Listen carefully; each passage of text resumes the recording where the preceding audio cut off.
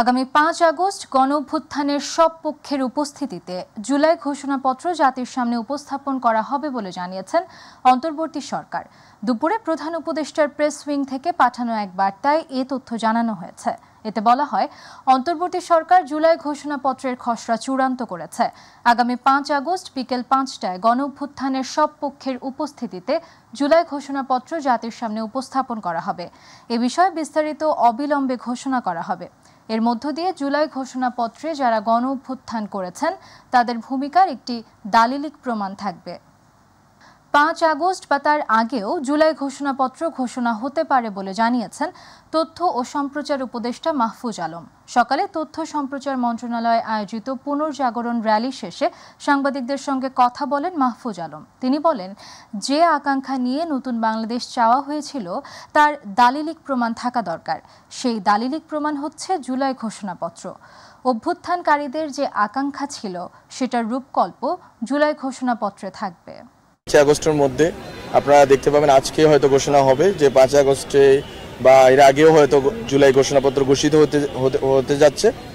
এবং জুলাই ঘোষণাপত্রের মাধ্যমে এই জুলাই গণ অভ্যুত্থান যারা করেছেন, যে ছাত্র জনতা, তারা তাদের একটা ডিক্লারেশনের মাধ্যমে একটা দালিলিক প্রমাণ থাকবে যে আসলে আমরা কোন কোন অ্যাসপাইরেশন এবং কোন কোন ঐতিহাসিক পরিস্থিতির কারণে এখানে এসে উপনীত হয়েছিল। সংসদীয় প্রক্রিয়ার বাইরে গিয়ে যারা পরিবর্তন করতে চায় তারা নির্বাচনকে পিছিয়ে গণতন্ত্রকে বাধাগ্রস্ত করতে চায় বলে মন্তব্য করেছেন বিএনপির স্থায়ী কমিটির সদস্য আমির খসরু মাহমুদ চৌধুরী। দুপুরে বিএনপির ভাইস চেয়ারম্যান আব্দুল মান্নানের মৃত্যুবার্ষিকী উপলক্ষে আয়োজিত আলোচনা সভায় তিনি এই মন্তব্য করেন। খসরু বলেন, রাজনৈতিক সংস্কৃতি বদলাতে না পারলে সংস্কার করে কোনো লাভ হবে না। এটা ওয়েস্টমিনস্টার টাইপের যে সংসদীয় গণতন্ত্র সকলের ঐক্যমতের মাধ্যমে দেশনেত্রী বেগম খালেদা জিয়া কর্তৃক প্রতিষ্ঠিত হয়েছে, যেটা নিয়ে আজকে অনেকে প্রশ্ন তুলছেন। আপনারা দেখতে পাচ্ছেন অনেক ধরনের নতুন নতুন তথ্য আইডিয়া নিয়ে অনেকে আসছেন, তারা নিজেদেরকে খুব বেশি বুদ্ধিমান ব্যক্তি মনে করছে। অর্থাৎ তাদের মধ্যে সংসদীয় গণতন্ত্রের স্পিরিটের বোঝার সুযোগ হয় না। তারা সংসদীয় গণতন্ত্রের উপর আবার নতুন নতুন কমিটি করে তারা সংসদ এবং সরকারকে নিয়ন্ত্রণ করার চেষ্টা করছে। কিন্তু মান্নান ভাই যেটা ধারণ করেছে, আপনার সব চেক এন্ড ব্যালেন্স সংসদীয় গণতন্ত্রের মধ্যে সবকিছু আছে। নতুন করে আবিষ্কার করার কেউ দরকার নেই। যারা এখন আবিষ্কার করার চেষ্টা করছেন তারা সংসদীয় গণতন্ত্র বুঝেন না, সংসদীয় গণতন্ত্রের স্পিরিট জানেন না, সংসদীয় গণতন্ত্র কিভাবে কাজ করে সেটাও তারা বুঝে না। জুলাই গণহত্যার মামলায় আন্তর্জাতিক অপরাধ ট্রাইব্যুনালে শেখ হাসিনার বিরুদ্ধে প্রথম সাক্ষ্য গ্রহণ শুরু হবে আগামীকাল। ট্রাইব্যুনালের অনুমতি সাপেক্ষে করা হতে পারে লাইভ সম্প্রচার। গত 10 জুলাই আন্তর্জাতিক অপরাধ ট্রাইব্যুনাল জুলাই আগস্টের মানবতা বিরোধী অপরাধের মামলায় শেখ হাসিনা সহ 3 জনের বিচার শুরুর আদেশ দেন। মামলা থেকে আসামিদের অব্যাহতির আবেদন খারিজ করে বিচারপতি মোহাম্মদ গোলাম মর্তুজা মজুমদারের নেতৃত্বে গঠিত 3 সদস্যের আন্তর্জাতিক অপরাধ ট্রাইব্যুনাল 1 এই আদেশ দেন। এই মামলায় শেখ হাসিনা ও আসাদুজ্জামান খান কামাল পলাতক। অন্যদিকে সাবেক আইজিপি মামুন বর্তমানে কারাগারে আটক রয়েছেন। এরই মধ্যে নিজের অপরাধ স্বীকার করে রাজসাক্ষী হয়েছেন চৌধুরী আব্দুল্লাহ আল মামুন। আওয়ামী লীগের কার্যক্রম যেহেতু নিষিদ্ধ, সেহেতু তারা কোনো অপকর্ম করতে চাইলে কোনোভাবেই ছাড় পাবে না বলে মন্তব্য করেছেন স্বরাষ্ট্র উপদেষ্টা লেফটেন্যান্ট জেনারেল অবসরপ্রাপ্ত জাহাঙ্গীর আলম চৌধুরী। রাজধানীর মোহাম্মদপুর থানা পরিদর্শন শেষে সাংবাদিকদের প্রশ্নের জবাবে তিনি এই কথা বলেন। উপদেষ্টা বলেন, মিডিয়া সত্য প্রচার করার কারণেই দেশ এগিয়ে যাচ্ছে। দেশীয় গণমাধ্যমগুলো সত্য প্রচার করে বলেই বিদেশি মিডিয়াগুলো আস্তে আস্তে নিচে নেমে যাচ্ছে। তারা কিন্তু এখন আগের মতো সরব হতে পারছে না। কোনো ধরনের শঙ্কা নাই। আপনারা যেইভাবে সাহায্য এবং সহযোগিতা করে যাচ্ছেন, কোনো ধরনের কোনো শঙ্কা হবে না। যে জড়িত থাকবে কাউকেই ছাড় দেওয়া হবে না, সবারই আইনের আওতায় নিয়ে আসা হবে। আর যেহেতু আপনারা বললেন যে তাদের কার্যক্রম নিষিদ্ধ করা হয়েছে, এবং তারাও যদি কোনো রকমের অপকর্ম করতে চায় কোনো রকমের ছাড় পাবে। গুলিস্তানের সুন্দরবন স্কয়ার মার্কেটে লাগা আগুন নিয়ন্ত্রণে এসেছে। সকাল 11টার পরে ফায়ার সার্ভিসের 11টি ইউনিট মিলে আগুন নিয়ন্ত্রণে আনতে সক্ষম হয়। এর আগে সকাল 10টায় মার্কেটটির 5 তলায় অগ্নিকাণ্ডের খবর পায় ফায়ার সার্ভিস। কিছুক্ষণের মধ্যে ঘটনাস্থলে পৌঁছে ফায়ার সার্ভিসের প্রথম ইউনিট। ধাপে ধাপে সেখানে পৌঁছায় 11টি ইউনিট। ঘণ্টাখানেকের চেষ্টায় নিয়ন্ত্রণে আসে আগুন। ফায়ার সার্ভিসের সহকারী পরিচালক জানান, মার্কেটের ভেতরে কোনো ধরনের অগ্নি নির্বাপন ব্যবস্থা ছিল না। 2-3 বছর আগে মার্কেটটিকে ঝুঁকিপূর্ণ ঘোষণা করেছিল ফায়ার সার্ভিস। 11টা 12 মিনিটের সময় আগুনটা সম্পূর্ণ নিয়ন্ত্রণে আসে। তো আল্লাহর রহমতে এই সুন্দরবন মার্কেটের হাজার হাজার দোকান ছিল এবং উপরে গুদাম ছিল, অনেকগুলো গুদাম ছিল, কিন্তু ফায়ার সার্ভিসের সঠিক সময়ে সঠিক সিদ্ধান্তের কারণে অনেকগুলো দোকান রক্ষা পায় এবং বড় ধরনের ক্ষয়ক্ষতির হাত থেকে রক্ষা পায়। জামায়াতে ইসলামীর আমির ডাক্তার শফিকুর রহমানের ওপেন হার্ট সার্জারি সফলভাবে সম্পন্ন হয়েছে বলে জানিয়েছেন ডাক্তার জাহাঙ্গীর কবির। শনিবার 12:30টার দিকে রাজধানীর একটি বেসরকারি হাসপাতালে তার অস্ত্রোপচার সম্পন্ন হয়। অস্ত্রোপচার শেষে সার্জারির নেতৃত্বে থাকা ডাক্তার জাহাঙ্গীর কবির জানান, 7 দিনের মধ্যেই তিনি বাসায় ফিরতে পারবেন এবং 3 সপ্তাহের মধ্যে স্বাভাবিক রাজনৈতিক কর্মকাণ্ডে অংশ নিতে পারবেন বলে জানিয়েছেন তার চিকিৎসকরা। আফজাল হোসেনের রিপোর্ট। গেল মাসের 19 তারিখ রাজধানীর সোহরাওয়ার্দী উদ্যানের জাতীয় সমাবেশে বক্তব্য চলাকালে অসুস্থ হয়ে পরপর 2 বার মঞ্চে পড়ে যান বাংলাদেশ জামায়াতে ইসলামের আমির ডাক্তার শফিকুর রহমান। তখন প্রাথমিক চিকিৎসা শেষে বাসায় ফিরলেও সম্প্রতি স্বাস্থ্য পরীক্ষায় হার্টে 5টি ব্লক শনাক্ত হয়। বিদেশে নিয়ে চিকিৎসার পরামর্শ নাকচ করে দেশেই অস্ত্রোপচারের সিদ্ধান্ত নেন ডাক্তার শফিকুর রহমান। এরপর সিদ্ধান্ত অনুযায়ী রাজধানীর ইউনাইটেড হাসপাতালে ভর্তির পর সকালে সফলভাবে ওপেন হার্ট সার্জারি সম্পন্ন হয়। সার্জারি শেষে সংবাদ সম্মেলনে তার শারীরিক অবস্থার বর্ণনা দেন বিশিষ্ট cardiac surgeon doctor Jahangir Kabir. ইনশাআল্লাহ খুব ভালো হয়েছে। তো ওনাকে 3টা বাইপাস করার কথা ছিল, আমরা মোট 4টা বাইপাস করছি, যেন ওনার কোনো দিকে কোনো সমস্যা না হয়। ইনশাআল্লাহ সুষ্ঠুভাবে কোনো কমপ্লিকেশন ছাড়া অপারেশন শেষ করেছে এবং আমি আশা করি উনি 7 দিনের দিন বাসায় চলে যাবেন। আইসিইউতে ওনার স্টে হবে 2 দিন, দরকার হলে 3 দিন বা 4 দিন, যতদিন লাগে। But everything went very smoothly ইনশাআল্লাহ।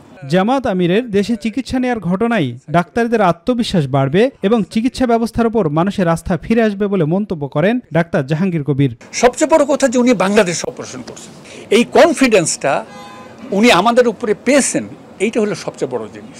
এবং দেশে অপারেশন করাতে কি হয়, বাংলাদেশের মানুষের ভিতরে বা সেই দেশের মানুষের ভিতরে জাগ্রত সৃষ্টি হয় এবং এইটা ডাক্তার সমাজকে অনেক প্রভাবিত করে, অনেক ইন্ডু করে। এই জিনিসটা ডক্টর শফিকুর রহমান করছেন। আমি বিশ্বাস করি যে এই কনফিডেন্সটা যদি বাংলাদেশে আমরা ডাক্তারদের তরফ থেকে জনগণকে দিতে পারি, কথাটা যেটা অনেক আগেই বলি, আমি সবসময় এখনও বলি একই কথা, যে বাংলাদেশের মানুষ বাংলাদেশের ডাক্তারকে দিয়ে একটা রিজনেবল প্রাইসে, রিজনেবল পাশে সুষ্ঠু চিকিৎসা হোক এবং at the end of the day ওরা যেন মনে করে, ওরা যেন তাদের নাগরিকত্ব নিয়ে গর্ববোধ করে। এ সময় জামায়াতে ইসলামী সিনিয়র নেতারা এবং ডাক্তার শফিকুর রহমানের চিকিৎসক দেশবাসীর প্রতি কৃতজ্ঞতা জানান। হসপিটালে ভর্তি হওয়ার পর থেকে যেভাবে দেশ এবং বিদেশের কোটি কোটি মানুষ ওনার জন্য দোয়া এবং যে আবেগ প্রদর্শন করেছেন, ভালোবাসা প্রদর্শন করেছেন, আমি বাংলাদেশ জামায়াত ইসলামীর পক্ষ থেকে সারা দেশ এবং বিশ্বের সেই সব ভাই বোনদের কাছে আন্তরিকভাবে কৃতজ্ঞতা পেশ করছি। শফিকুর রহমান আমির জামাতের সার্জারি এখানে হয়ে যে বাংলাদেশে আমাদের অনেক ব্রিলিয়েন্ট এফিশিয়েন্ট ডাক্তার আমাদের আছে। পরিবারের পক্ষ থেকে সবার কাছে দোয়া চাওয়া হয়। টিমের যিনি প্রধান, যিনি কার্ডিয়াক সার্জন জনাব জাহাঙ্গীর কবির সাহেব, ওনার কাছে আমরা পরিবারের পক্ষ থেকে খুবই কৃতজ্ঞ।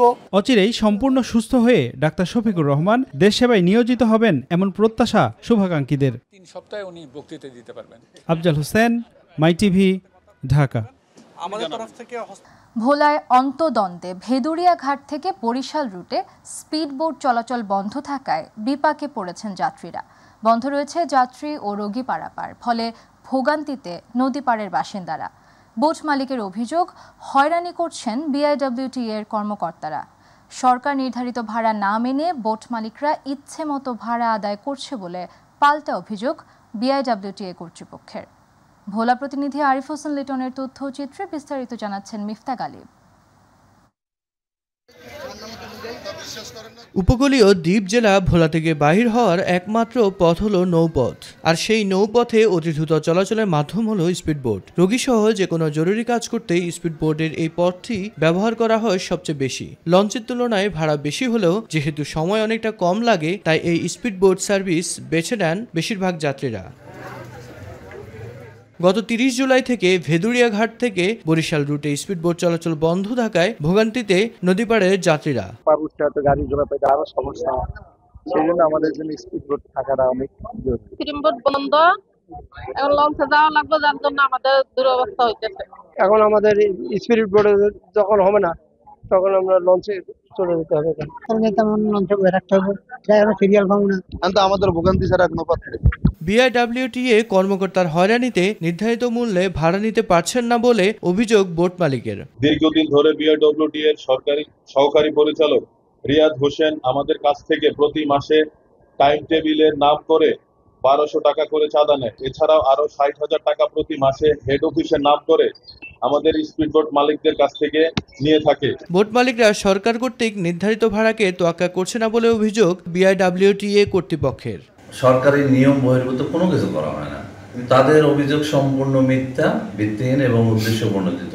ভেদুরিয়া বরিশালে 350 টাকা নিত, যখন সরকার নির্ধারিত 300 টাকা হয়েছে তখনই তাদের ভিতরে এই ধরনের সমস্যা দেখা দিয়েছে। প্রশাসনের হস্তক্ষেপে দ্রুত সমস্যা সমাধান করে জনদুর্ভোগ কমানোর দাবি এলাকাবাসীর।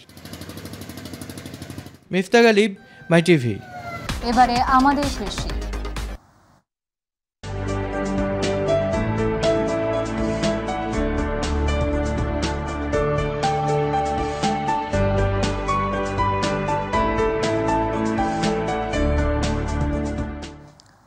পটুয়াখালীতে মুষলধারে বৃষ্টিতে রোপা আমনের বীজতলা এখন পানির নিচে।